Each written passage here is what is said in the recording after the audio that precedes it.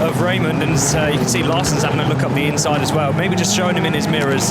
Baumanis is 11th, and Larsson's going to look up the inside. He's going to go Joker. Larsson changes mind. Baumanis is 11th on the same points as Timosyanov. So Yanis and Tim are both got to get a job done here if they want to hold on. With Yanis, I know, desperately. He's had 2 podiums this year. He just wants to be in the final at home, but at the minute, this train of 3 cars out front is very much setting the pace. Yeah, they're really close together, aren't they? And Timosyanov actually not holding Kevin up, so Timosyanov maybe got good pace. His first lap was a 52.9 from a standing start. Sideways in turn 3, but he was epic through turn 1 and 2 there. Do you see the time he gained? He was so keen on the exit, really was good. Get the concertina effect on the brakes, and then we'll see the gap again once they go down the back straight. It was 0.5. The other thing is down there, these drivers perform differently in different sectors, don't they? You know, there might be one you're absolutely nailing. Yanis was telling me earlier this weekend, he's now very consistent across the sectors. Maybe not ultimate fastest in one, but you do get that sector that's gold for you. Yeah, so you get drivers that will specialise in the gravel parts of the track, maybe come from a bit more of a rallying background, that sort of thing. Or you get the ones that are good on the tarmac, that come from, you know, your circuit backgrounds sort of style or type of thing. So for Cyril Raymond, for example, I think he is much better on tarmac than he is in gravel. He does a lot of go-kart instructing at home, so of course you'd expect him to excel in that area. Timosyanov through turn 3. Wipers on for everyone except him. He's got clear screen in front of him. Baumanis 6.2, so he's within 3 seconds of Larsson in front of him. But it's kind of about overall time really for Yanis to try and hold on to that spot in the semis. Going big over the jump. Timosyanov's last lap was a 52.3, so that is 4 tenths off of what Scheider's best lap was. Of course, it does matter of consistency over the race. Larsson goes Joker. Scheider's done a Hansen, hasn't he? You know, when Timmy came out of the car, he was like, that's a 50, that is. Scheider didn't say as much, but I'll tell you what, it's a very, very good drive indeed. Going to be close. Watch for Baumanis. Going to try and get past Larsson. Larsson's going to try and hold the inside line. Yanis on the throttle, but not enough. So people are finding that fine line now between holding the inside line and getting on the gas early enough so they don't get under or overcut. It's a very specific technique, and it actually costs you time, but you hold the position. Yeah, so he holds position. Larsson's gone right. He doesn't though. Oh, how's he held onto that? Takes out all the barriers. The branding is completely gone in turn 3 in the rear window too. I think is that the rear right window's gone from Larsson's car. He's lucky it's the last lap. I've seen a few people drop it on the turn 3's tricky, isn't it? Yeah, very hard. They carry a lot of speed in there, a lot of sideways, and as soon as you can see the mud that's there, as soon as they touch that as well, they're just a passenger. So down bottom right of your screen is the time of Timo Scheider. Timosyanov needs to be up towards it at the very least because he wants to hold on to a spot in the semis. He's 12th at the minute. Kevin Hansen was 5th coming into this session. Not quite enough. It's a 3:38.6. Timo goes 2nd. 8 tenths off. Kevin Hansen's going to be right up there. So it's just Baccarat and Timmy Hansen. We need to see what results they can get in the last race of this session. That's a great drive by Timo, and I think that's definitely going to stick him into the semi-finals.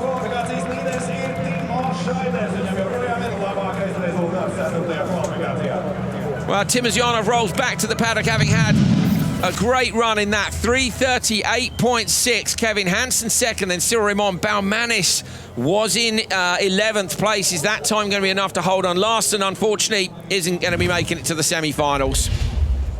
Timosyanov and Hansen up at the top. Look, everybody inside the top 8, but Timo Scheider leads with 1 race left to go.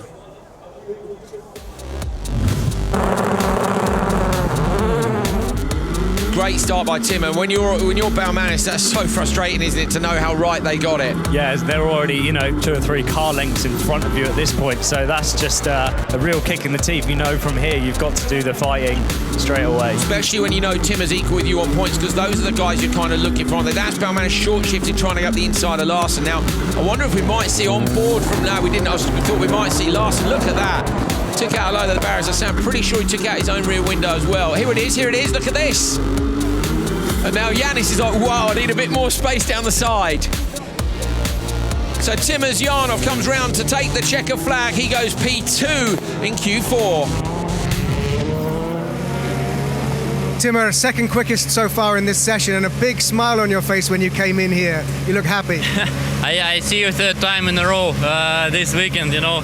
After the roll, I see like this is nice to win the heats and to be quicker than the other guys because I need to catch some points in front of the of the group, but now it will be the last really fast guys out on the track, and the track is going, I think, better condition.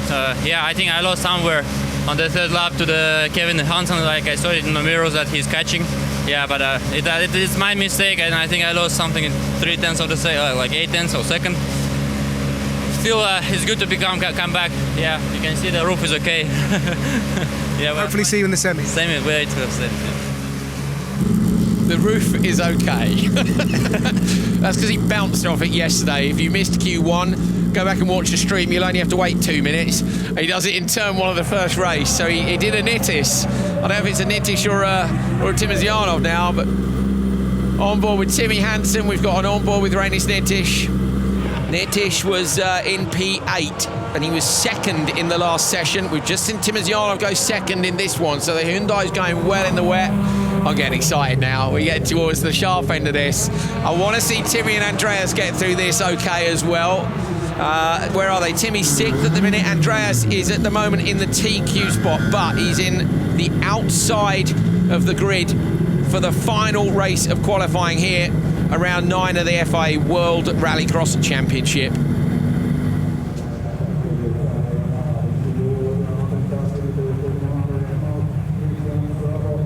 The final race then of qualifying from Latvia, and our championship contenders are in here. Timmy Hansen on the inside, then it's Reinis Nittis, hoping to be right at the sharp end at home in Latvia. Shisha, it's been quick, he had that penalty, can he recover from it and get in the semi? Sabo and Andreas Backer, the World Championship leader. Will those points change at the end of qualifying? We're about to find out. The marshals are leaving the grid. The music is pumping into the grandstands here in Latvia. The rain has stopped, but the track is still wet, and we are all fired up. Bakarud in the number 13, leading the championship, looks down to check his settings. Hansen on the other side of the grid. Oh, great start, Timmy Hansen and Andreas Bakarud, the 2 championship front runners, are going to go towards turn 1 together. Bakarud gives Hansen room. Contact in the background between a couple of the cars, definitely. But it's Hansen, Bakarud, Sabo, Nittis. It was Nittis who ran out the back. Look, you can see the bonnet is pushed up on that car, and Shisha drops in at the back of the pack. So ideal for Timmy Hansen and Bakarud. They are out front. They're looking for front row slots in the semi-finals. Dan, we might have an epic set of semis this afternoon. Yeah, well, 100%, isn't it? The championship is on the line these next 2 events, and we're coming towards the sharp end of this event, and the two of the championship fighters are out front of this qualifying race. That's where they need to be, but let's not forget at the moment it's Andreas who's on top in the overall standings. Timmy's in 6th, Andreas is in the top qualifier spot. It's obviously, basically, there are points, if you're not aware, and I'm sure you are by now, there are points in qualifying as well. So TQ gets 16, then it goes 15, 14, 13, etc., down to 16th place, the top 12 going through. So they've got to aim to beat their championship competitors at every stage of every event, Dan. Yeah, and it's keeping it consistent for these guys now. It's, you know, they could go absolutely balls out and just try to win this event, but then, you know, if it's not something they can maintain, then they're going to end up falling backwards again. Backwood here's taken a brilliant approach, has he? I think a lot of people said, look, why did he try and beat Niklas in France? He needed to beat Timmy and Kevin. It does come 3rd in France, take a point each off. It's hard to take that out. He's got Matthias Ekstrom here with him, advising him and just keeping his head straight, and to me he's kept it super straight. Look at the start even in this one, he didn't try and do anything silly with Timmy. He's like, you go in there, sunshine, I'm in the TQ spot. Yeah, and I think, definitely Matthias is here helping him, and Sabo coming around the outside, Nittis round the inside. Nittis might look for it, but Sabo's got enough room to get away. So it's just Hansen and Bakarud left to joke at the front. That's not ideal for Nittis, is it? Looking into right-handed corners, we can see on board now, Dan, they sit so low that really affects how you can see the apex. Yeah, so our camera is actually sitting a little bit higher than what Reinis' eye line is going to be, and you can already see how compromised his vision is. So that's really not helping him out at all. Gulash Shisha at the back in the GC Cayman is down in 17th, so he needs bad results for everyone else and a good result for him, and unfortunately I don't think this is going to be enough. He was really unlucky yesterday on this piece of track. Shisha touched the button for the launch, which is illegal because it brings in a rev limiter, so it can act as traction control. Bakarud goes Joker. He's got enough over Sabo. I think there was 3.9 between them. Let's see if we can figure it out. and it's starting to get dried. You see in the standard lap, there's not a dry, but not a wet line. Not dry in the true sense of the word, but any standing water is disappearing from it. Scheider was doing a 51.9. These guys, Sabo's done a 51.7. So's Hansen, so's Bakkerud. So it's quick now, on board with Bakkerud. He's so patient on the throttle through turn 3, just touches the dirt on the outside. Look at this, Dan. Yeah, he's just very, very patient, keeping it super calm, and that's what you have to do in these conditions. It's so tricky and so easy to make a mistake. Hansen gonna go joker now. The gap at the minute is 3.3. We know 3.9 was enough for Bakkerud. He's come out, look at a good second in front of Sabo. So is this gonna be enough for Timmy Hansen? How far up the order can he get himself? Hansen in the joker, Bakkerud on the standard lap. Gonna be really close. This is for the line in Q4. Bakkerud's gonna look up the inside. Timmy holds the line tight. Bakkerud goes for the outside. Hansen gets it. And he goes fastest. Timmy Hansen wins Q4, so by 0.2 of a second, that is the recovery of the weekend. He's had to recover so many times this year from Abu Dhabi, from Canada, and he saves it again here. Timmy Hansen has kept his World Championship very much alive. Bakkerud, though, is going to beat him in qualifying here, and he will extend his lead by 1 point at least. Timmy Hansen wins Q4, race 4, and the session from Andreas Bakkerud, Sabo, Nitish and Shisharit. We're going to find out shortly where they slot into the overall. Oh, they're right up there. Look, Scheider gets second. That's surely enough to drag Scheider back in. Timosyanov's up there in 4th. Look, Kevin Hansen in 5th place. That's the standings of Q4, and of course we'll have the standings after them very shortly indeed.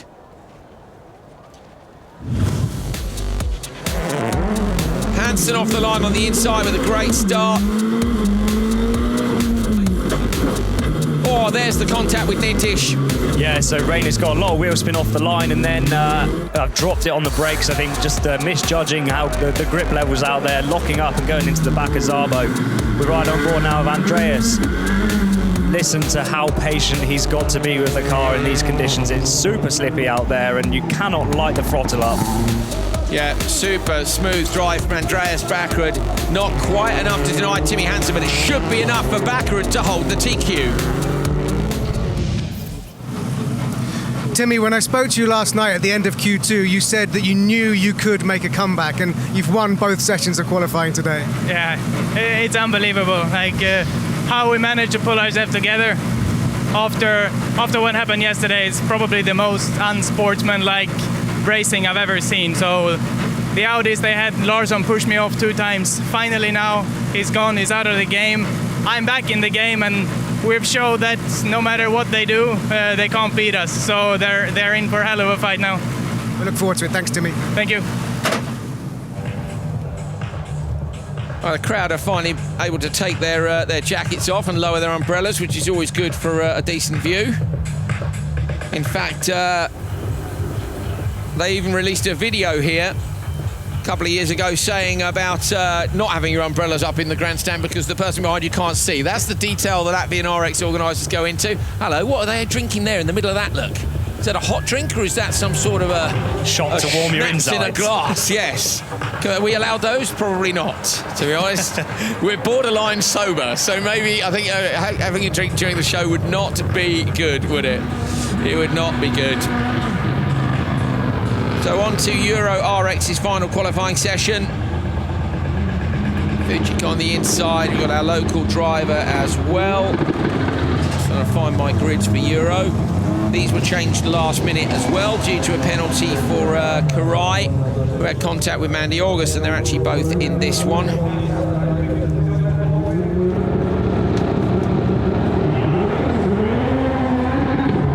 Tamas Karai, been quick this year.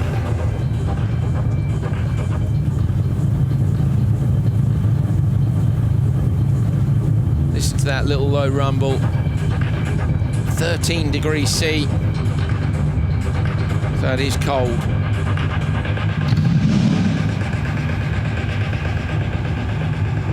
Fujik on the inside. Vergeris, Moser, August and Karai. August and Karai came together in the last one.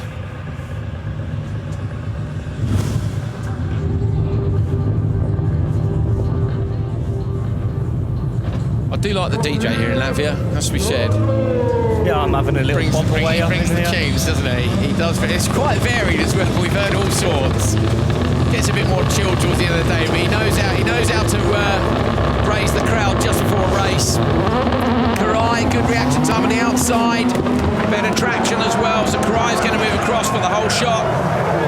Now this time, needs to make sure he doesn't have contact with him. Mandy August up the inside of Vucic into turn 2.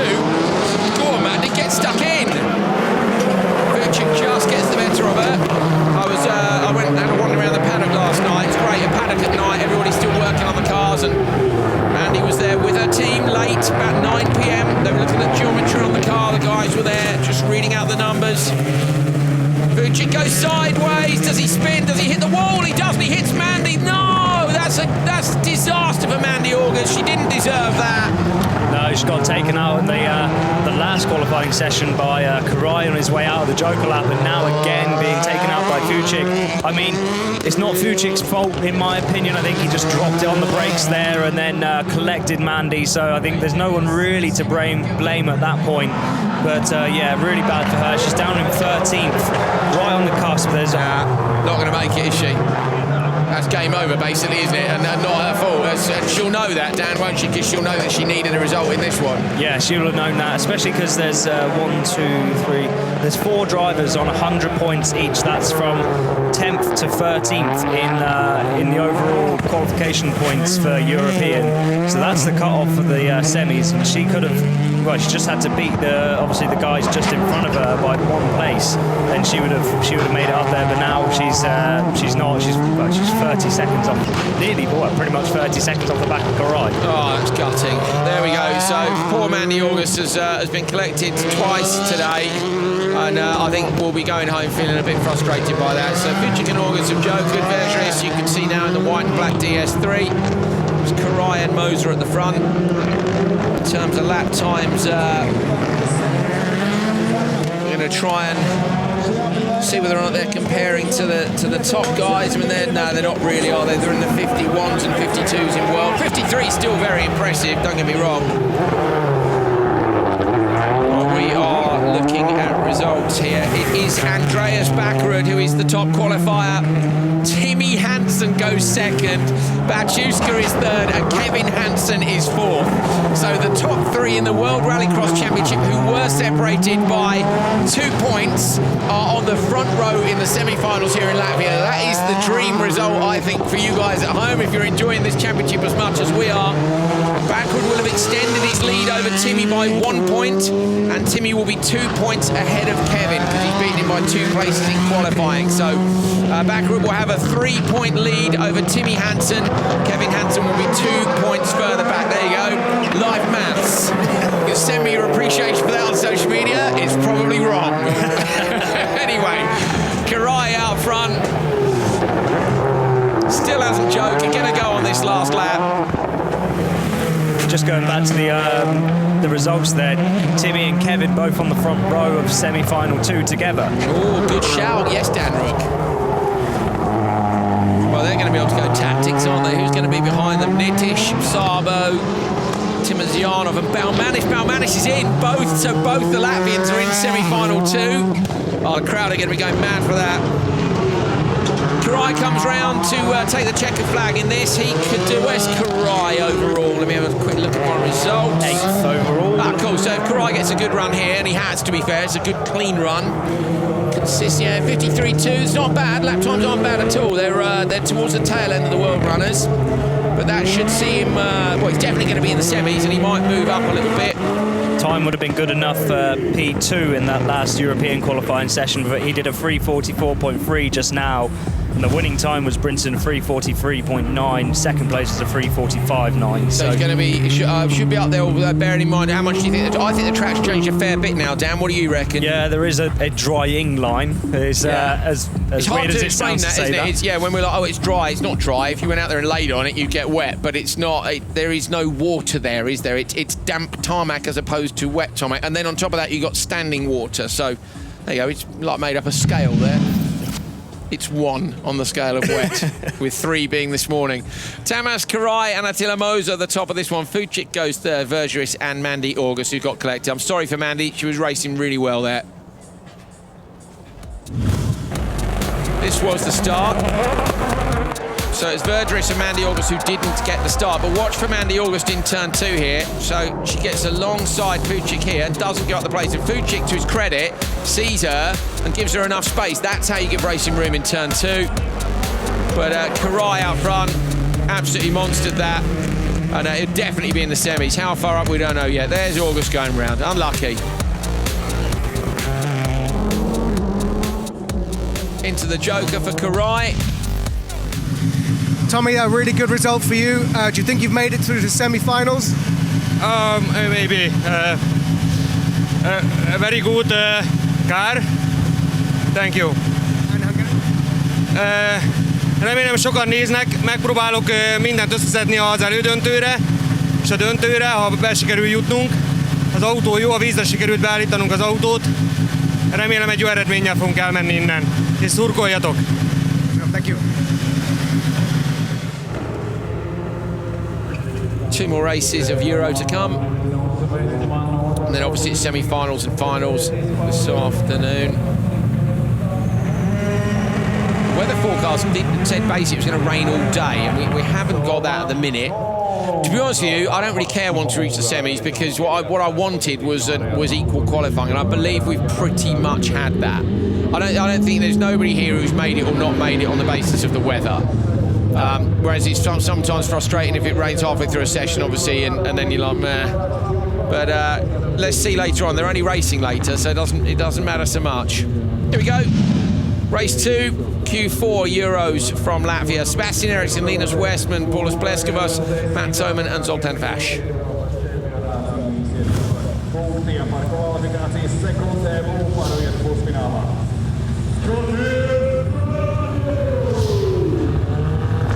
Eriksson wants to get a good start here and edge these guys on pace.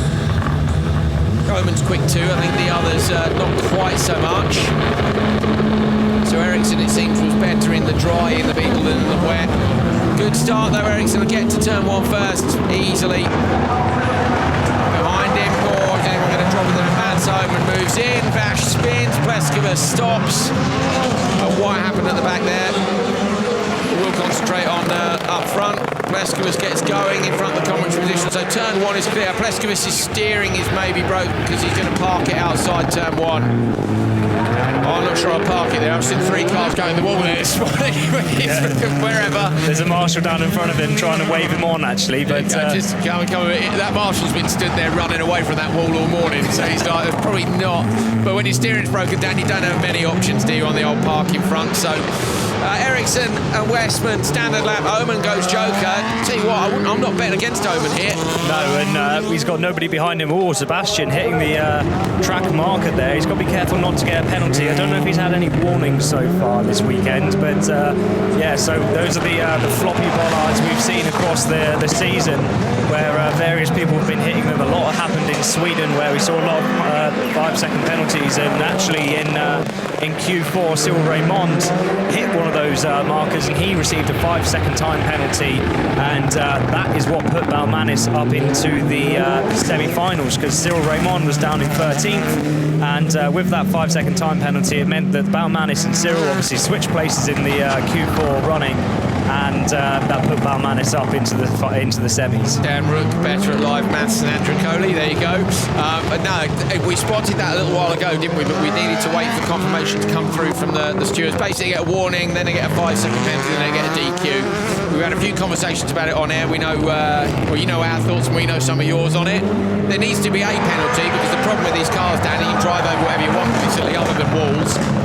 Yeah, they're like mini monster trucks, I suppose, aren't they? You can go over massive curbs and everything, and it doesn't affect them too much. But yeah, so you do need to have some sort of penalty. But yeah, we did make our points clear previous that disqualification is a bit too harsh. I like it. Yeah, so, you know, fine. Give them 10 5-second penalties if you want, but I don't want to see someone DQ'd for. At least then you know you.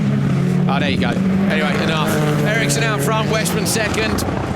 On this occasion, we're going to see 2 Latvians in the semi-finals in Latvia, and I say the other thing is the rules are the same for everyone. So whether you agree with them or not, the drivers know the rules. And actually, you know what, when they got DQ'd in Sweden, Timo was pretty fair about it. He was like, well, here, tough, and it is. So there you go, that's the rules. Yeah. Them's the rules. There's got to be a line somewhere. That's the point. Well, we were talking about something earlier, weren't we, about where... The start button or the launch button, I think, wasn't it? Yeah, that's right. Yeah, we're talking about whether, can you, if you were to look at an onboard and see that Shisha earlier has touched the button by accident, or as we discussed, touched it on the brakes, can you go, oh, that's okay then, because it doesn't work on the brakes, it doesn't affect it. But as we were saying, there's got to be a line, because otherwise everything gets appealed, doesn't it? You can't have grey areas, there have to be rules. No, and I mean, if something like a button touch logs on the data and it's a definite you did or you didn't touch it, so... And here's the deal, me and Dan Rook don't want to write the rules or enforce them. We just like shouting at cars, racing each other.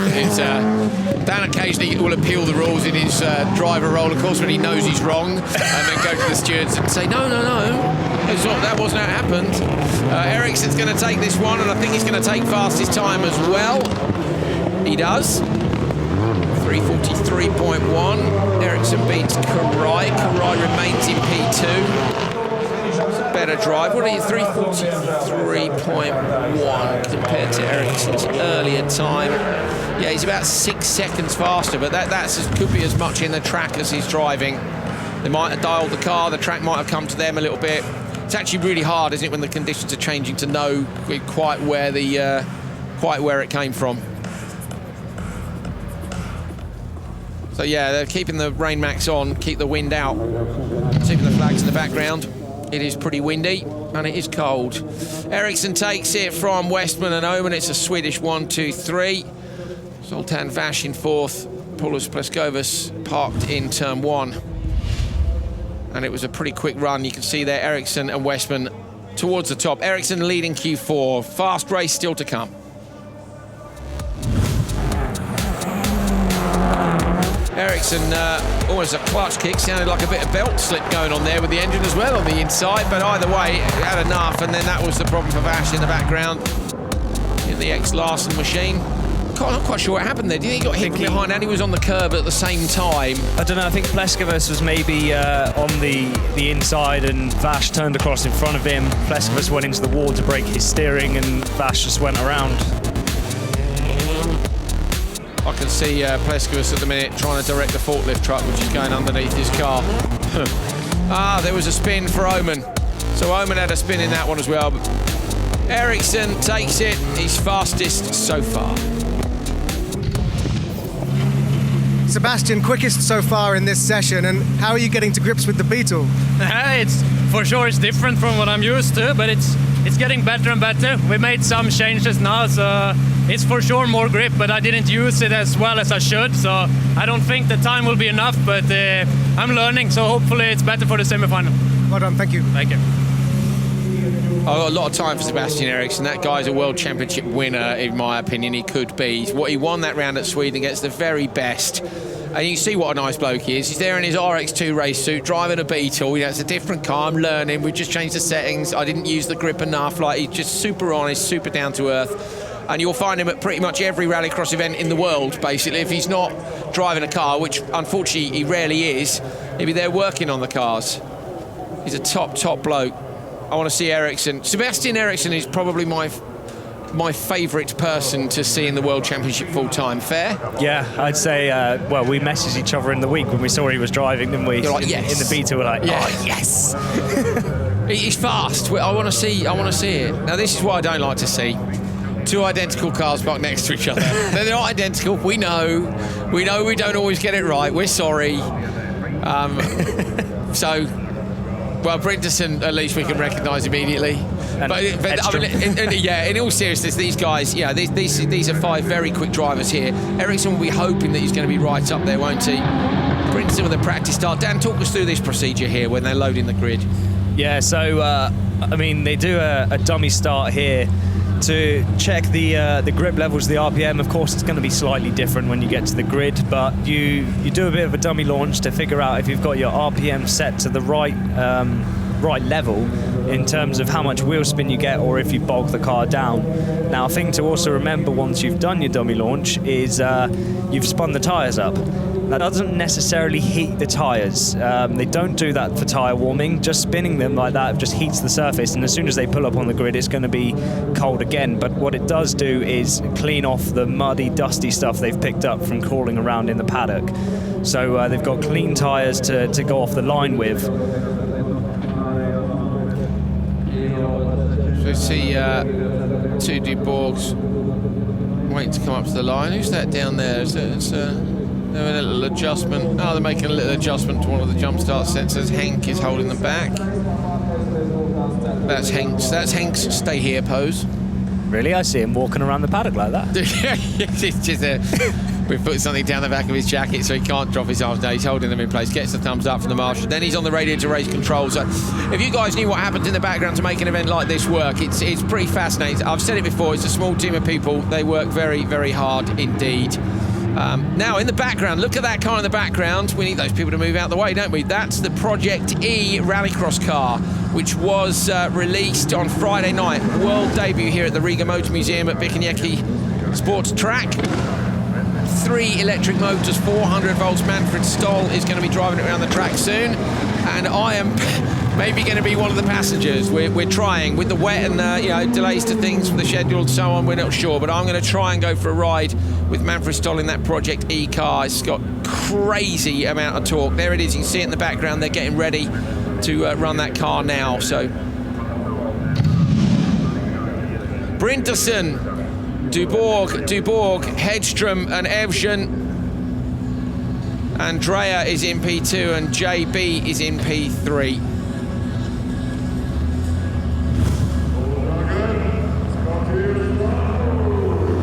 So Andrea Dubourg on your right of picture, JB Dubourg in the middle of the grid.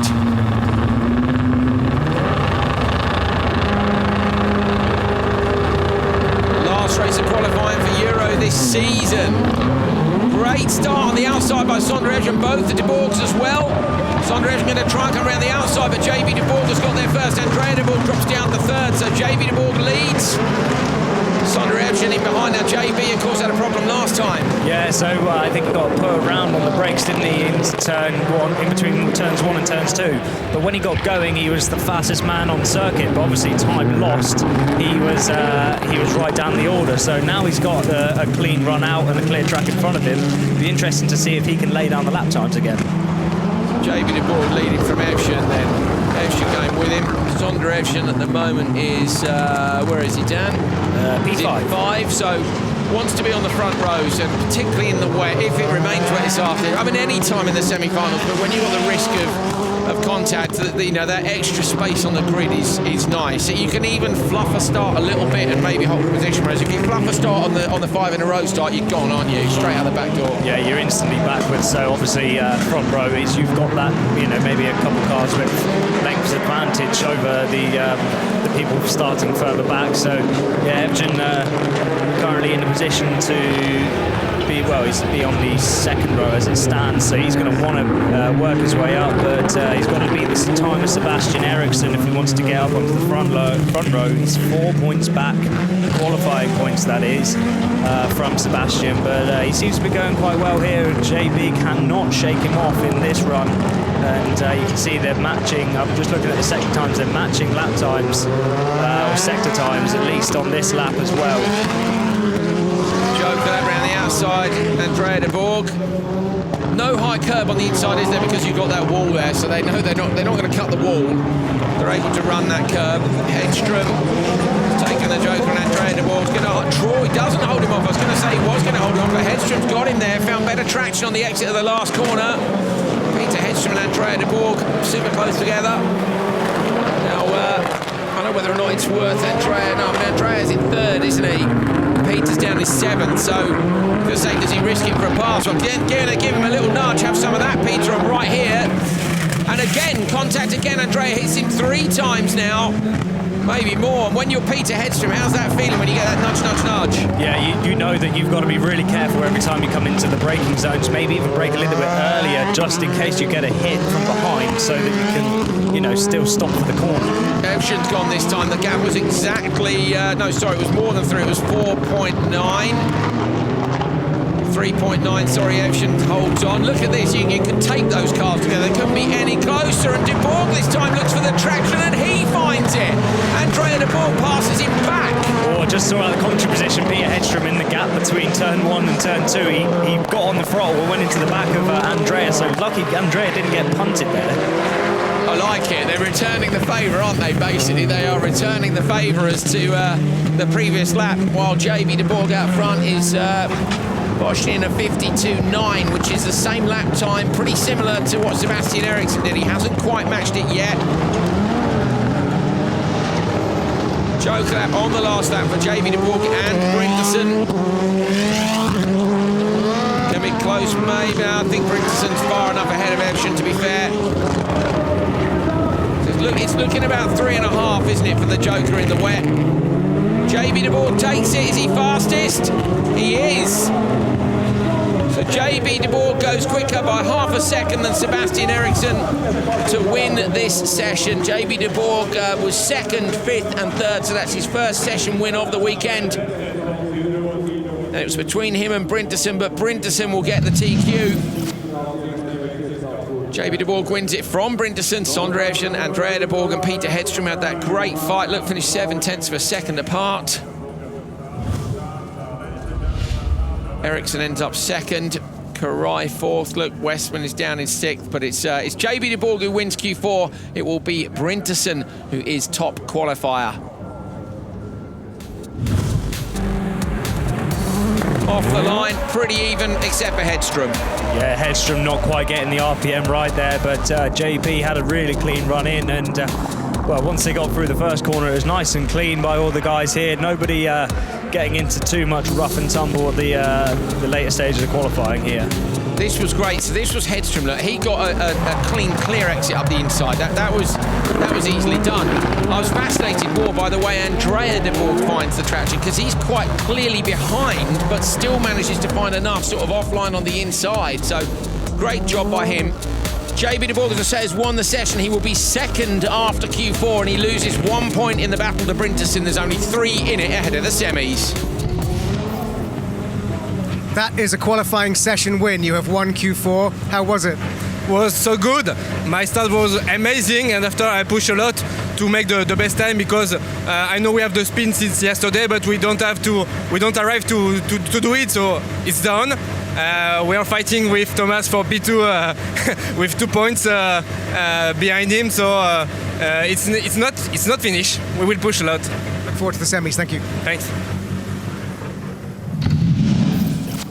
Here are the standings at the end of qualifying then for European Rallycross from Latvia. It's Brinderson at the top of the table with wins in Q1 and Q3. JB De Bourg is in P2. So I say Brinderson will get 1 more point than JB De Bourg. It puts him 3 ahead going into the semi-finals. So it's all to play for those two for P2 in the championship overall. Sebastian Eriksson is 3rd, Andrea De Bourg 4th, Evshan, Hedstrom, Oman and Karai your top 8. And we'll find out who's in the semi-finals when you join us. Well, you'll join us for the final later on, so you'll see who makes it through to the final. So track drying, definitely, Dan. Not sure on the weather for this afternoon, but as I say, from now on, it doesn't matter. We're racing from now on, and my goodness me, the front rows, the semi-finals in the World Championship are what I would have written if I wanted to write a script for this. Yeah, so you got what for us is going to be the perfect grid lineup for the semis. We've got drying track, which is going to add for difficult conditions, and yeah, for me, I think we're going to see a bit of carnage here. There are 7 points, I think. If you think about, you get 8 for a win in a final and you get 1 for the bottom. So if we were to go to South Africa with just 7 points in it at the final point, any of them could win the championship. At the minute, there's only 5 points in it, and we are getting less and less races in which to make those differences. So Andreas Backer is the top qualifier. Timmy Hansen, Kevin Hansen are right there. If you want to find out where you can watch the TV broadcast later on, head to the FIA World Rallycross Championship website. It's TV_listings. You'll be able to find your local broadcaster there. Please don't miss it. We've not got long to go in this championship, and it's going to be epic. We'll see you this afternoon.